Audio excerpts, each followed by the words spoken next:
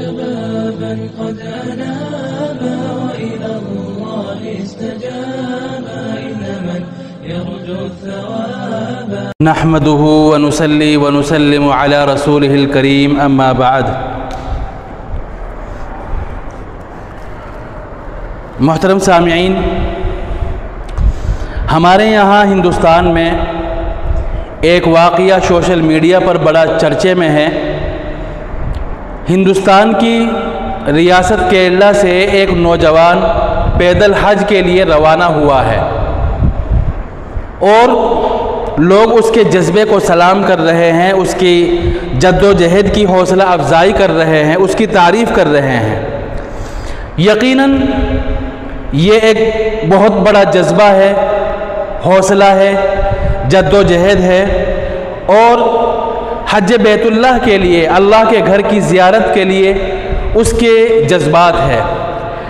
لیکن محترم ناظرین، مسلمان اللہ اور اس کے رسول کی اطاعت کرنے والا ہوتا ہے۔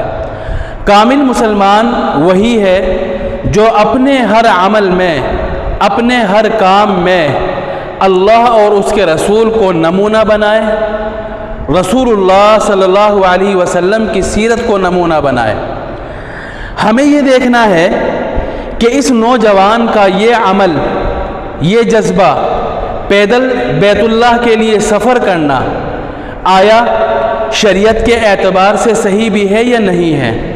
ہمیں سیرت میں اور حضور کی زندگی میں، قرآن و احادیث میں اس کا کیا حکم ملتا ہے اور کیا صحابہ سے یہ ثابت ہے، کیا رسول اللہ صلی اللہ علیہ وسلم سے یہ ثابت ہے، حضور کے قول سے، عمل سے، باتوں سے کہیں پر یہ ثابت ہے؟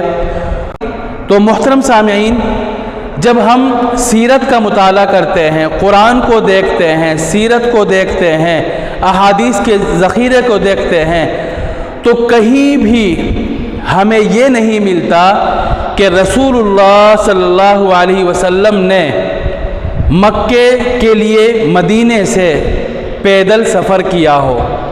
نہ تو کبھی آپ نے حج کے لیے پیدل سفر کیا اور نہ کبھی عمرے کے لیے آپ نے پیدل سفر کیا۔ جب بھی آپ عمرے کے لیے تشریف لے گئے یا حج کے لیے تشریف لے گئے تو سواری پر سوار ہو کر تشریف لے گئے۔ یہی عمل صحابہ کرام کے یہاں بھی تھا۔ کسی صحابی سے پوری زندگی میں ثابت نہیں ہے کہ اس نے پیدل سفر کر کے بیت اللہ کا حج کیا ہو یا عمرہ کیا ہو۔ اب اس سے کیا نتیجہ نکلا، کیا معلوم ہوا کہ پیدل سفر کرنا یا پیدل حج کرنا کوئی سنت نہیں ہے، ثواب کا کام نہیں ہے، اس کی کوئی فضیلت نہیں ہے، کیونکہ نہ رسول اللہ سے ثابت ہے، نہ قرآن سے ثابت ہے، نہ صحابہ کرام کے عمل میں یہ ہمیں ملتا ہے۔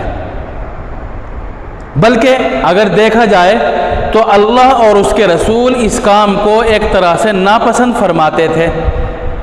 حدیث شریف میں صاف صاف اس کا ذکر ہے۔ چنانچہ ایک حدیث شریف میں ہے کہ نبی کریم صلی اللہ علیہ وسلم کو معلوم ہوا کہ ایک عورت نے منت مانی کہ وہ پیدل چل کر بیت اللہ کی زیارت کے لیے جائے گی، بیت اللہ کی زیارت کے لیے پیدل سفر کر کے جائے گی۔ تو رسول اللہ صلی اللہ علیہ وسلم کو معلوم ہوا تو حضور نے ناراضگی کا اظہار فرمایا کہ اس عورت سے کہو کہ اللہ تعالیٰ کو اتنے مشقت والے کام اور تمہارے چلنے پھرنے کی ضرورت نہیں ہے، اللہ تعالیٰ تمہارے اس چلنے پھرنے سے بے نیاز ہے، لہٰذا عورت کو حکم دیا کہ وہ سوار ہو کر بیت اللہ کے لیے جائے، بیت اللہ کی زیارت کرے۔ تو اس حدیث میں صاف صاف ہے کہ حضور نے پیدل چلنے کو حج کے لیے ناپسند فرمایا ہے۔ اتنی مشقت اٹھانے سے کیا فائدہ ہے؟ اتنی مشقت اٹھانے سے یا تو صحت خراب ہوگی، یا آپ کا وقت خراب ہوگا، یا آپ ڈپریشن میں جائیں گے، لیکن اس سے کوئی فائدہ حاصل نہیں ہوگا۔ اگر اللہ نے استطاعت دی ہے، مال آپ کو دیا ہے، دولت آپ کو دی ہے اور آپ جہاز کا سفر کر سکتے ہیں، پانی کے جہاز کا خرچہ اٹھا سکتے ہیں، تو آپ اس سے جائیے، پیدل سفر کرنے کی ضرورت کیا ہے؟ اس طرح پیدل سفر کر کے جانا نہ اللہ کی نظر میں پسند ہے، نہ اللہ کے رسول صلی اللہ علیہ وسلم کی نظر میں پسند ہے۔ حضرت عائشہ صدیقہ رضی اللہ تعالیٰ عنہ فرماتی ہے کہ ایک دفعہ میرے پاس ایک عورت بیٹھی ہوئی تھی، حضور گھر میں تشریف لائے تو حضور نے پوچھا کہ یہ کون عورت ہے؟ تو حضور نے حضرت عائشہ رضی اللہ تعالیٰ عنہ نے فرمایا کہ یہ فلاں عورت ہے، نام بتلا دیا۔ اور ساتھ ساتھ حضرت عائشہ نے فرمایا کہ مدینے میں اس عورت کی نماز کے بڑے چرچے ہیں، مدینے کا واقعہ ہے۔ تو حضور نے جب پوچھا کہ یہ عورت کون بیٹھی ہوئی ہے آپ کے پاس، تو حضرت عائشہ نے فرمایا کہ فلاں عورت ہے، اور اس عورت کی نماز کے بڑے چرچے ہیں کہ بہت نمازیں پڑھتی ہے، یہ بہت نماز پڑھتی ہے۔ تو حضور نے فرمایا کہ وہی کام کرنا چاہیے اور اتنا کام کرنا چاہیے جو آدمی آسانی سے اور اعتدال کے ساتھ کر سکتا ہو۔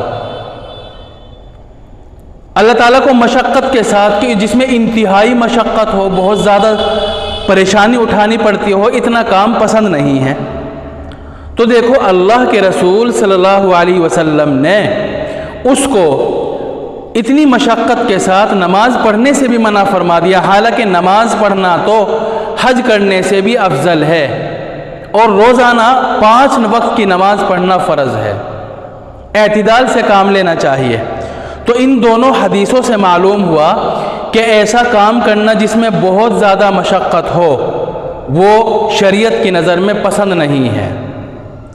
میرے کہنے کا مطلب یہ نہیں ہے کہ یہ جو نوجوان کیرلا سے پیدل حج کے لیے چلا ہے اس کا حج صحیح نہیں ہوگا، اس کا حج قبول نہیں ہوگا، اور اس کا یہ جذبہ غلط ہے اور اس کے حج میں کمی آ جائے گی۔ نہیں، حج میں کوئی کمی نہیں آئے گی۔ امید ہے اس کا انشاءاللہ حج بھی قبول ہوگا اور اس کا حج بھی صحیح ہو جائے گا۔ لیکن کہنے کا مطلب یہ ہے کہ یہ کوئی سنت عمل نہیں ہے، ایسے عمل کو پرموٹ نہیں کرنا چاہیے، ایسے عمل کی تشہیر نہیں کرنا چاہیے، نہ ایسے عمل کو ایسا نہیں سمجھنا چاہیے کہ بہت بڑا کام ہے۔ ہر کسی بھی کام کے اچھا اور برا ہونے کے لیے ضروری ہے کہ وہ حضور نے کام کیا ہو۔ ہمارے لیے اچھا اور برا کام وہی ہے جو رسول اللہ سے ثابت ہو، رسول اللہ نے اور صحابہ کرام نے اپنی زندگی میں کیا ہو، اور جو کام نہ رسول اللہ سے ثابت ہو نہ صحابہ کرام سے ثابت ہو تو ایسا عمل پرموٹ کرنے کے قابل نہیں ہے، اور نہ ایسا عمل سنت ہے، نہ افضل ہے، نہ اللہ کو پسند ہے، نہ اللہ کے رسول صلی اللہ علیہ وسلم کو پسند ہے۔